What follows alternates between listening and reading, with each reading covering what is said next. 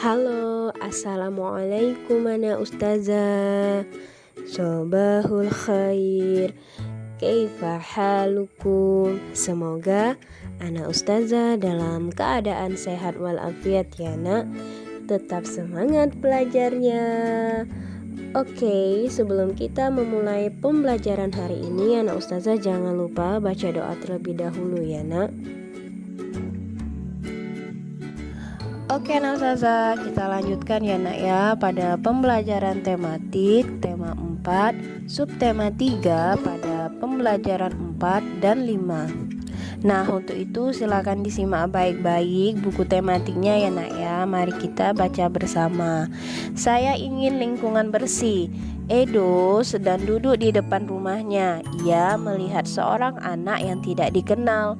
Anak itu ingin mencoret-coret tembok tetangganya. Edo mengingatkannya dengan santun agar tidak mencoret-coret tembok.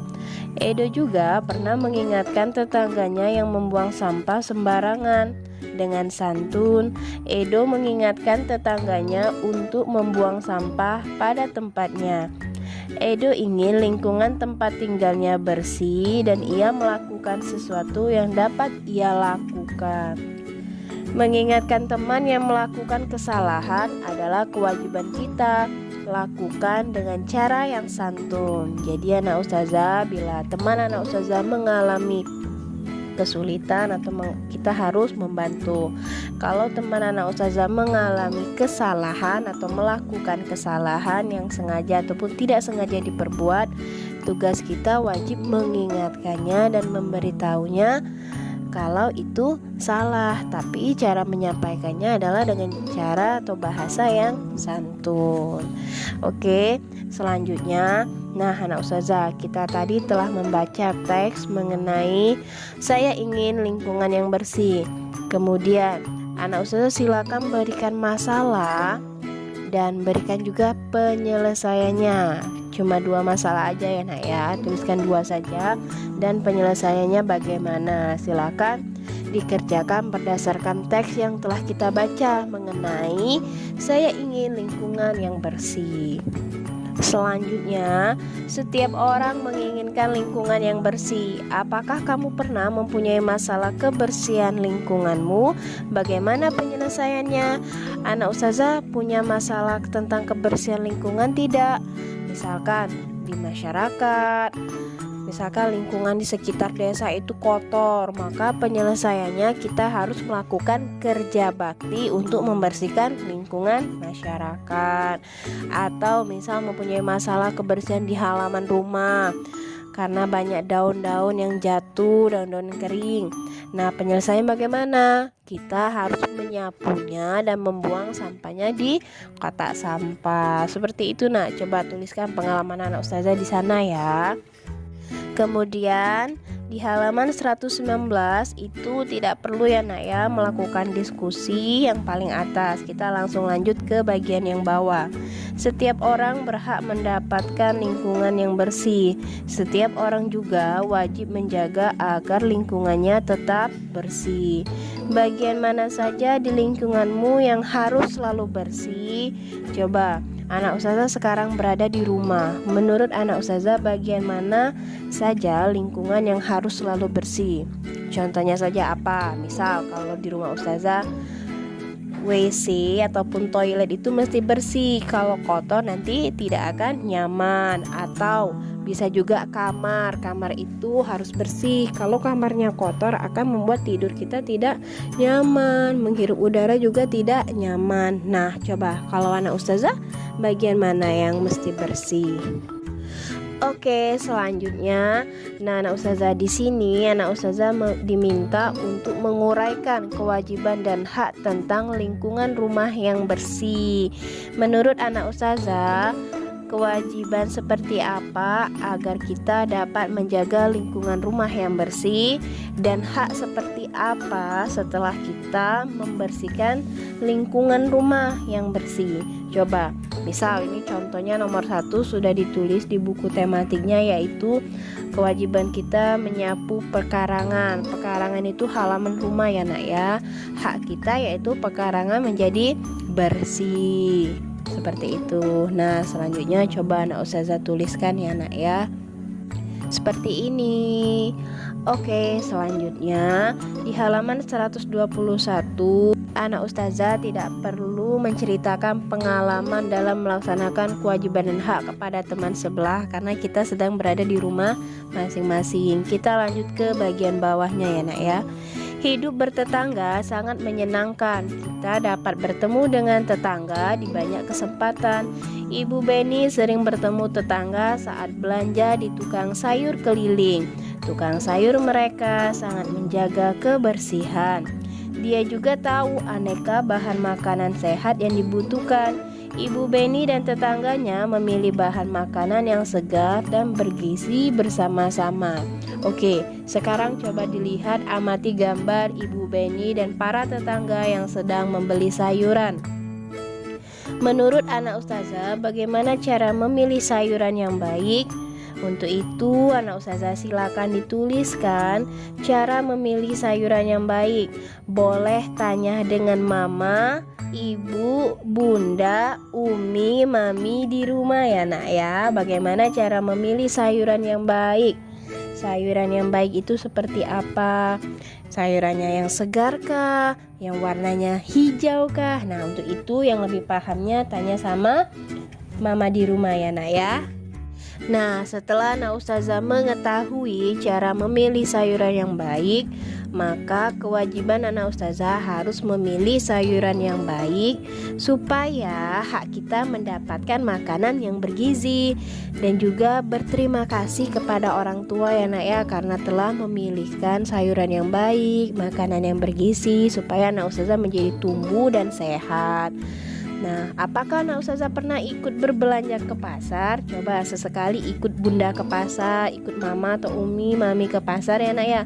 Terus lihat bagaimana cara ibu memilih bahan makanan, mulai dari sayuran dan buah-buahan untuk keluarga di rumah.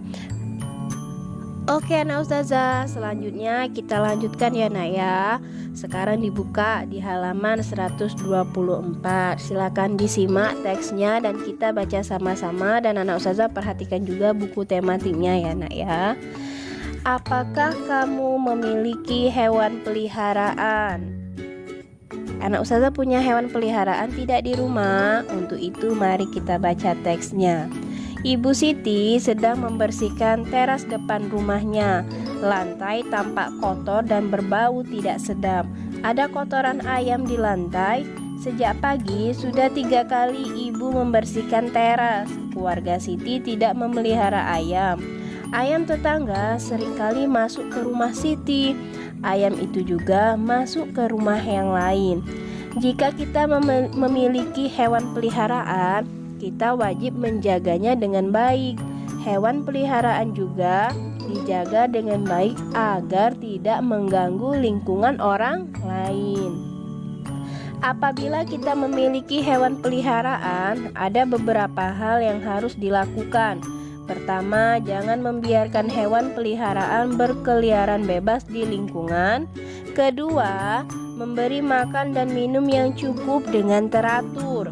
Ketiga, menyediakan kandang untuk tempat hewan peliharaan.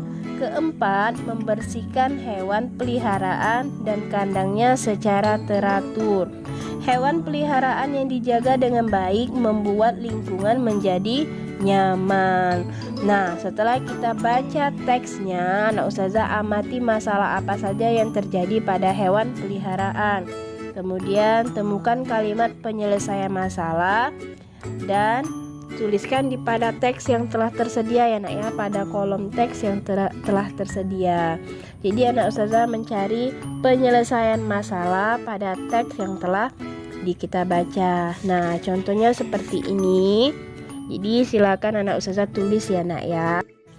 Oke, selanjutnya setiap orang wajib menjaga kenyamanan lingkungan. Apabila kita memiliki hewan peliharaan, ada kewajiban yang harus dilakukan. Apakah kamu memiliki hewan peliharaan seperti gambar di bawah ini? Ceritakan pengalamanmu di depan kelas tentang memelihara hewan peliharaan. Jadi, anak ustazah ini tidak perlu diceritakan depan kelas ya nak ya. Jadi nanti anak ustazah silakan divideokan menceritakan pengalaman memelihara hewan peliharaan. Kemudian dilingkerin yang di sini nak, anak ustazah memelihara hewan apa. Kalau tidak ada di gambar ini boleh hewan lain. Misalkan anak ustazah di rumah memelihara kelinci atau hamster dan sebagainya. Jadi silakan diceritakan bagaimana anak ustazah memelihara hewan di rumah ya nak ya. Dayu memiliki banyak kelinci. Dayu tidak ingin kelincinya berkeliaran dan mengganggu tetangga. Dayu ingin membuat kandang untuk kelincinya. Dayu membutuhkan banyak bambu. Ayah Dayu memiliki 900 batang bambu. Berapa kira-kira kandang yang dapat dibuat ayah Dayu? Berapa batang bambu yang dibutuhkan ayah Dayu untuk satu kandangnya? Coba kita lihat. Misal jumlah bambu seluruhnya tadi ada 900 batang.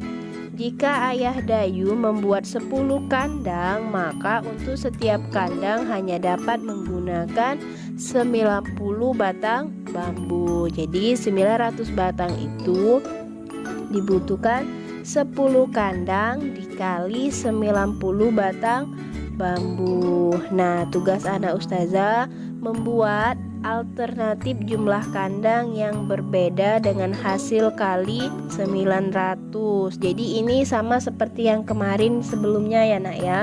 Kalau kemarin kita mencari kemungkinan perkalian yang beradanya di depan dan hasilnya telah diketahui. Ini juga sama, mencari kemungkinan hasil perkalian yang hasilnya adalah 900. Cuma bedanya hasilnya berada di depan dan perkaliannya berada di belakang atau sebelah kanan anak ustazah. Jadi dicari alternatif jumlah kandang yang berbeda dengan hasil kali 900. Jadi berapa nak, seperti itu. Nah, silakan dikerjakan ya anak ustazah. Oke, alhamdulillah, barakallahu fikum anak ustazah. Semoga pembelajaran hari ini berkah dan anak ustazah semakin lebih paham lagi. Oke, syukron anak ustazah. Wassalamualaikum.